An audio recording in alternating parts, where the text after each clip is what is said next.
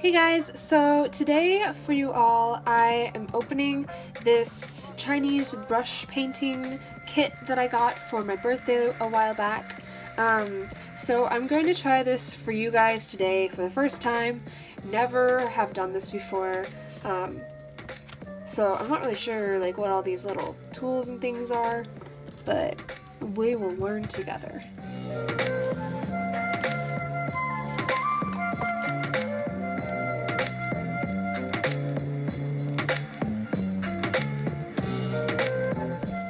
So they gave me two books, and I'm not really sure what the difference is.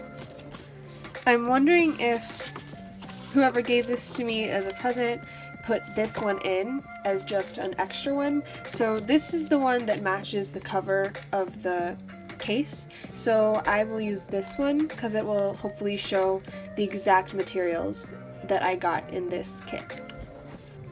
So I took everything out of the box. I ended up ripping off some of the paper. I've got my little guide here because I don't know what the heck to do. I have the three brushes they gave me. They gave me some Chinese watercolor paints. Whatever this is, I'm assuming this kind of looks like it might just be a brush holder. Then I have this thing and this thing. I will give those names later when I actually figure out what they are. And then I have my water here as well because I'm assuming for painting you're going to need some water.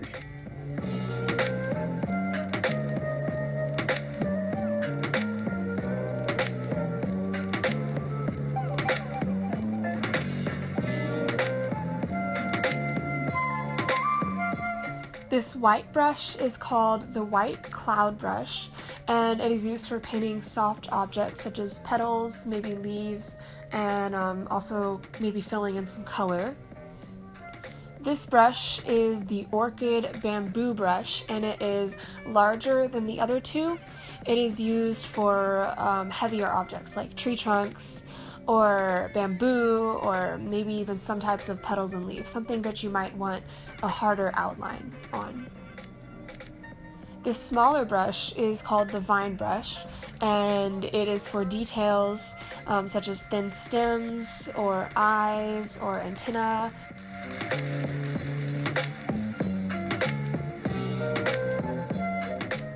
These little loops at the end of your brushes are for hanging them up to dry when you have washed all the paint out of them, so that any excess water or pigment can drip down to the tips of the brushes instead of just getting stuck up there in the bristles. And this thing is in fact for resting your brushes on, so I was right when I guessed that, so they won't stay sitting in the water, because that isn't really good for the brushes. So when you're not using them, then just stick them on that while you're using other brushes. This is the ink stick, and it's basically just dried ink that you can grind into the ink stone, and it'll make a more concentrated liquid ink for you. And this, of course, is the ink stone. Basically, you just put a few drops of water in there and then grind the ink stick to make the ink.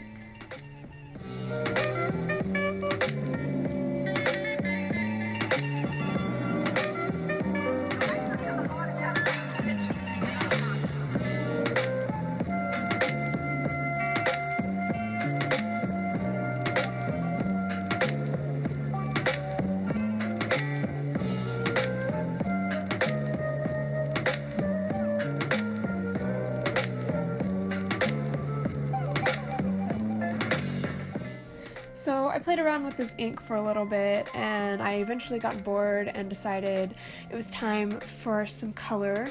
I put a little cloth underneath the sheet because the book recommended doing that so that the paper won't stick to the surface.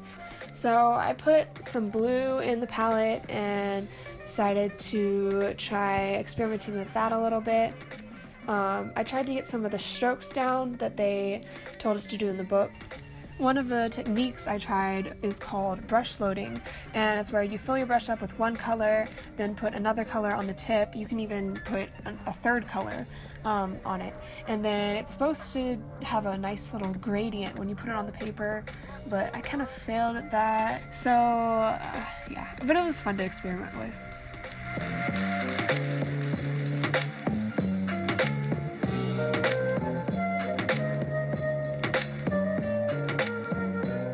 So even though I didn't feel like I was completely mastering this form of painting, I decided to stop experimenting and just jump right into trying to make a picture. I looked at the book for inspiration and tried to copy a few of the plants he drew in there, but mostly I just made this up from my imagination and just kind of played around with the colors. These colors were very pigmented, I do need to say that. I loved how the colors showed up on the paper, and they're just really nice to work with. So it was a lot of fun to practice and try this new form of painting.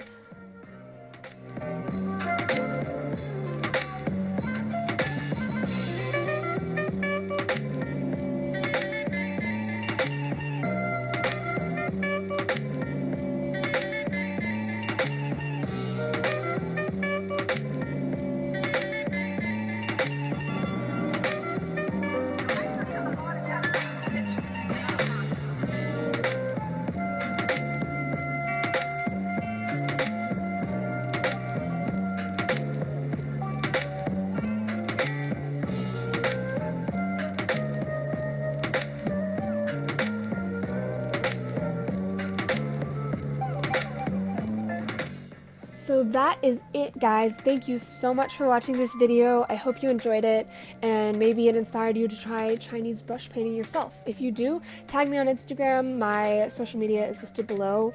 Don't forget to give this video a like and let me know what you think in the comments. Also, don't forget to check out my merch on Society6, Pixapp, Etsy. Those are also linked below.